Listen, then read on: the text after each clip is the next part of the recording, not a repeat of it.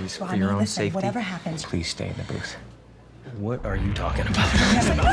Oh, everybody get down. No one follows us, or I kill myself and then her. Good morning, welcome to the Apple Tree. Today we are going to be discussing a film titled Night and Day, which follows a character named Roy Miller, who is given the job of protecting this thing called the Zephyr, which is a battery that is the size of a normal battery, but it has the power to be able to power an entire small city or a submarine, and it's really tiny, so a lot of governments want to have it for their own gain, as it would revolutionize their power source industry. But of course, there are also some bad guys that want it as well, so it's up to Roy Miller to protect the inventor of the Zephyr, as well as the Zephyr itself, because there's a single Zephyr as of right now. Pilots are dead. Yeah, they've been shot. By who? Me. Actually, I shot the first pilot. He shot the second one accidentally. However, as Roy is getting on a plane to go visit the inventor, he bumps into June, who is just traveling. She was going home to attend her sister's wedding, but it turns out that Roy gets onto a plane that is actually a trap for him that is filled with hostiles, so he has to kill everybody that is on the plane, except for June, but all the pilots are dead and everyone's dead, and he's got to crash land the plane involving June and his situation. And that's kind of where this film goes, as Roy's got to both protect the Zephyr and the inventor and somehow get June back to a normal life without hers having to be affected by the same people that are chasing him.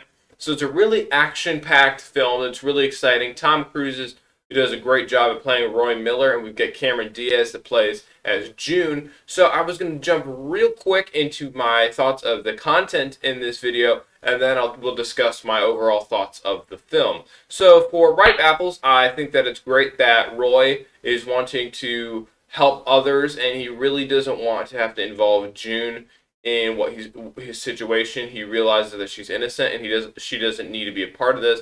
So he does his best to try to help her get out of the situation, even if she can be a pain and not be loyal to him and backstab him like 3 times. He still is very loyal about what he tries to do. And that's really a great thing to see, and we really do see that throughout the film. June is really confused about who to trust. Should she trust the government? Should she trust the bad guys that act like government? Or should she trust Roy? But by the end of the film, she realizes that Roy was right all along and begins to help him towards the end of the film, which is good to see. If you go over to Rotten Apples and the content that I didn't really like about this film, in the violence content, a lot of people are shot and stabbed. You do see a lot of that. There are scenes with explosions and a few epic car chases. One person is shot on screen, and we do see some blood. So there is a little bit of violence content. It definitely earned its PG-13 rating in the violence section. For suggestive content, we see Roy shirtless a couple of times, as well as we see June in a bikini. Both of them were changed by the other when they were unconscious, and there's a kind of a running joke about how did I get changed into different clothes, and they both say that they changed each other without looking, but that may not have actually been what they did. So it's kind of a running joke, but we do have that. We have one woman suggesting that she wanted to sleep with another man, and then we see one kiss shared between an unmarried couple. We do see a couple of people that are drinking in this film. We see a few people that are drugged in multiple scenes, as well as truth serum is injected into one character to get information out of them. There's a lot of language in this film. There is one F-bomb, the S word and the A word are both heard a couple of times, and the Lord's name is used in vain a few times as well. The B word is heard once as well. So that's really just my overview of the content in this film. It definitely gets a family friendliness of kind of like about like 3 stars. There's quite a lot in there that I would recommend that if you're going to watch it, you should really be like 16 and up due to some of the content that's in there. But for my thoughts, I think that Tom Cruise does a great job at playing Roy Miller. He just is really mysterious, but also a very fun character. You're spending half the movie trying to figure out if he's really the bad guy or if he's the good guy because of the way that he acts. He's very secretive, which I think is really fun to watch as you have to make up in your mind. Is he good? Is he bad?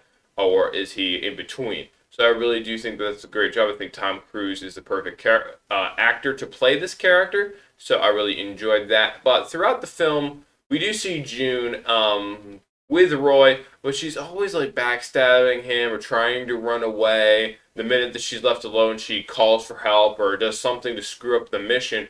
And it gets to the point where June does something terrible, Roy saves her, and it's just so repetitive because that keeps happening over and over and over again. So this movie does get a little repetitive in the fact that some of the events happen the same thing over and over again. But I granted that's what the film wants you to do. They want you to be with like looking through June's perspective at, wait a minute, why is this happening over and over again?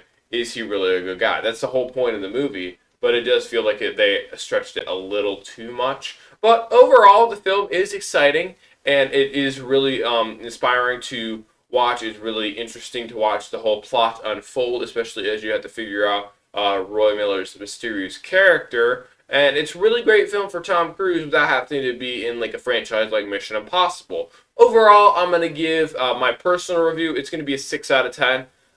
Could have been better, but it wasn't that bad. And just because I'm giving it a 6 out of 10, this is not because of Tom Cruise at all. Tom Cruise nailed his part. It's more of the other supporting actors and some of the other content that's in the film and the repetitive plot that really gets it lower. But it's still an action flick that's kind of interesting to watch if you got nothing else to do. It's entertaining. Let me know in the comments if you guys have seen it before, if you're going to see it. Let me know your thoughts about it. And if you guys like the video, please leave a like and a subscribe. It means a lot. Thank you and have a good rest of your day. On 3. Ready? 1,